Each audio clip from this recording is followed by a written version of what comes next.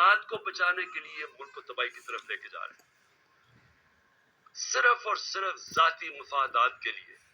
یہ جو سارا ٹولہ کھڑا ہوا ہے اور ان کے پیچھے جو لوگ ہیں وہ صرف ذات کے لیے اس ملک کو آج ادھر لا کے انہوں نے کھڑا کر دیا.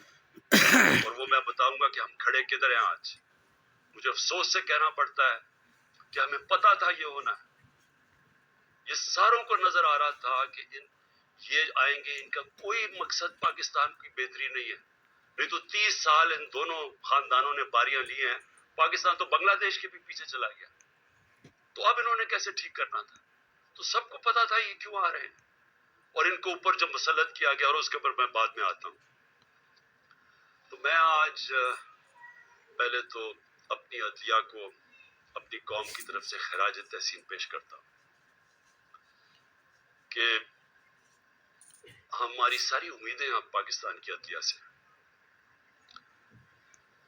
بدقسمتی سے ماضی میں ہماری جو عدلیہ کا رول رہا ہے، مجھے افسوس سے کہنا پڑتا ہے کہ وہ طاقتور کے ساتھ کھڑی ہو جاتی تھی. انہوں نے کمزور کا ساتھ نہیں دیا.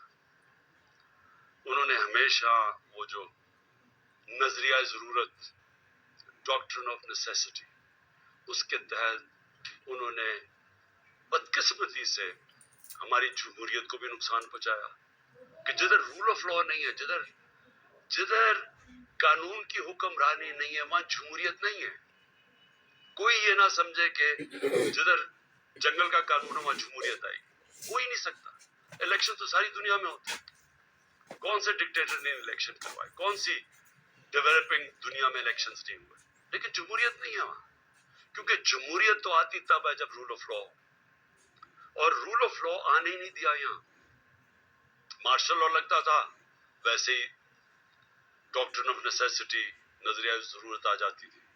اور نہیں تو جب یہ دو جماعتیں آئی ہیں، انہوں نے اپنے آپ کو قانون کے اوپر رکھنا تھا، تو انہوں نے بھی عدلیہ کے نظام کو چینج کیا. جو ڈنڈے مار کے چیف جسٹس سجاد علی شاہ کو اس کے اٹیک کیا سپریم کورٹ کو، وہ ایک جمہوری حکومت نے کیا تھا، مارشل لا نے نہیں کیا. ان کو اتنا خوف تھا آزاد عدلیہ سے، کیونکہ یہ جب چوری کرتے ہیں تو یہ دیکھ ہی نہیں سکتے کہ اس ملک کی عدلیہ آزاد ہو جائے، کیونکہ چوری پکڑی جائے گی. اور وہی سجاد علی شاہ کر رہے تھے، جسٹس سجاد علی شاہ. اور انہوں نے اس کو اٹیک کر کے ہٹایا گیا. ججز خریدے، بغاوت کروائی سپریم کورٹ میں، صرف اپنی چوری بچانے کے لیے. اور آج بھی ہم وہاں کھڑے ہیں کہ یہ پورا ہماری عدلیہ کے اوپر زور لگا رہے ہیں. ہر قسم کا آپ یہ بلیک میل کریں گے. ہر قسم کی ان کی ایک ہی کوشش ہوگی کہ پاکستان کی عدلیہ پھر ان طاقتور کا، ان چوروں کا ساتھ ہے. اور اس کے لیے بلیک میل کر رہے ہیں. اور ہر قسم کی، میں اپنی قوم کو کہنا چاہتا ہوں، تیاری کریں آپ.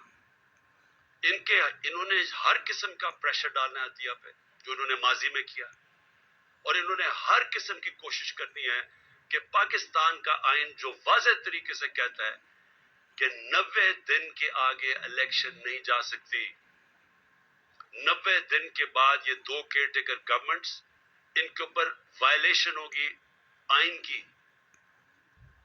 ان کے اوپر یہ بالکل ان کا جو 900 کے ایک دن کے بعد، 90 کے ایک دن کے بعد، 90 دنوں کے بعد، ایک دن کے بعد یہ حکومتیں غیر آئینی ہو جائیں گی. ان کے کوئی آرڈرز نہیں سننے چاہیے کسی بھی بیوروکریٹس کو، کسی پولیس والے کو، کیونکہ قانون ان کو، آئین ان کو اجازت نہیں دیتا. تو جو اس ملک کی، میں قوم کو صرف آج سب سے پہلے تو یہ بتانا چاہتا ہوں کہ اپنی عدلیہ کے ساتھ ہم نے کھڑے ہونا ہے. ان کو ہماری ضرورت پڑے گی، کیونکہ ابھی سے ہی ان کے خلاف سٹیٹمنٹس آنی شروع ہو گئی ہیں. ان کو پریشر ڈالنے کی کوشش کی گئی ہے. جبکہ آئین واضح ہے، اس کے باوجود یہ کہنا یہ کوشش کر رہے ہیں. اور یہ جو دو مافیا فیملیز اس ملک کے اوپر مسلط ہوئی ہیں، یہ سارا وقت ان کا یہ نہیں کہتی، ان کو شرم بھی نہیں آتی یہ کہتے ہوئے. یہ اصل میں یہ کہتے ہیں کہ ہم قانون سے اوپر ہیں. نواز شریف کہتے ہیں میرے سے بڑا ظلم ہوا ہے، مجھے نکالا گیا. 1.5 سال اس کے اوپر تفتیش کی گئی سپریم کورٹ، اس کے بعد جے آئی ٹی، اس کے بعد ثابت ہوا اس کی کرپشن کا کہ 4 لندن میں بڑے بڑے فلیٹ جو پینما کے انکشاف پہ واضح سامنے آئے تھے، کسی ہم نے نہیں نکالے. انٹرنیشنلی ان کو اللہ کی پکڑ تھی. ان کے فلیٹ سامنے آ گئے جو ہمیشہ کہتے تھے ہمارے نہیں, ماننے پڑے ہمارے, اور عدالت میں بتا ہی نہیں سکے کہ پیسہ کدھر سے آیا. تو اس کے بعد جب عدالت نے ان کے خلاف فیصلہ کیا تو یہ نہیں کہ ابھی تک ثابت نہیں کر سکے کہ کدھر سے منی ٹریل گئی اس ملک سے پیسہ یہ فلیٹ خریدنے کو. ایک ڈاکیومنٹ نہیں دے سکے ثابت کرنے کے لیے. لیکن کہہ یہ رہے ہیں کہ جرت کیسے پڑ گئی کسی کے ہمارے اوپر کیس کرنے کی, عدالتوں کو کیسے جرت پڑ گئی ہمارے خلاف فیصلہ کرنے کی. یہ اصل میں یہ کہہ رہے ہیں, اور ابھی بھی یہ کوشش کریں گے کیونکہ الیکشن سے یہ ڈرے ہوئے ہیں, عوام سے ڈرتے ہیں.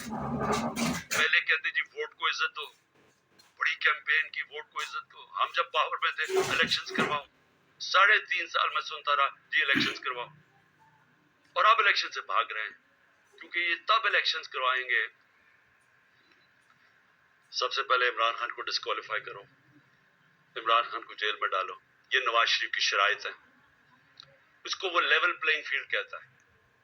خود پکڑا گیا ہے اربوں روپے کے وہاں پراپرٹیز میں بیٹھا ہوا ہے, ثابت نہیں کر سکتا. عدالتوں سے جیل سے باہر بھاگا ہوا ہے جھوٹ کے اوپر. یہ شہباز شریف نے جعلی ایفیڈیوٹ دیا ہوا ہے لاہور ہائی کورٹ کو, کوئی شرم نہیں ہے اس کی. لیکن عمران خان کو جیل میں ڈالو, ڈسکوالیفائی کرو. تحریک انصاف کے لوگوں کو پکڑ دکڑ کرو. شرمناک رول ہے اس ملک کی الیکشن کمیشن کا. میں نے کبھی اس طرح کی بے شرم الیکشن کمیشن نہیں دیکھی. ہر فیصلہ کرتی ہے یہ نواز شریف سے حکم لے کے, ہر فیصلہ کرتی ہے ہینڈلرز جو پیچھے کہتے ہیں. دو جو کیئر ٹیکر گورنمنٹس بنائی ہیں انہوں نے, ہم نے اتنے نام بھی ویسے دیے جو کہ غیر جانبدار تھے. انہوں نے جان کے ان لوگوں کو اوپر بٹھایا جو یہ لاہور کا چیف منسٹر بنایا. اس کو بالکل جو سب سے بڑا دشمن تھا تحریک انصاف کو, اس کو اوپر بٹھا دیا. جیسے آفیسرز پوائنٹ کر رہے ہیں جو یہ جو پولیس والوں کو رکھا گیا جنہوں نے ہمارے پر تشدد کیا, ان سب کو اوپر بٹھا دیا. تو ہمارے اوپر کیسز کرو, پارٹی کو توڑو. جب یہ سمجھیں گے کہ یہ بالکل گراؤنڈ تیار ہو گئی ہے ان کے لیے, تب یہ چاہتے ہیں الیکشن کرواؤ, اس لیے بھاگ رہے ہیں الیکشن سے. اور میں ویسے ان کو کہتا ہوں کہ جتنی بھی دیر آپ کر لیں رزلٹ وہی نکلنا ہے, جتنی دھاندلی کر لیں رزلٹ وہی نکلنا ہے. لیکن ملک تباہ ہو رہا ہے. ہماری ساری کوششیں تھی کہ الیکشنز ابھی اس لیے ہم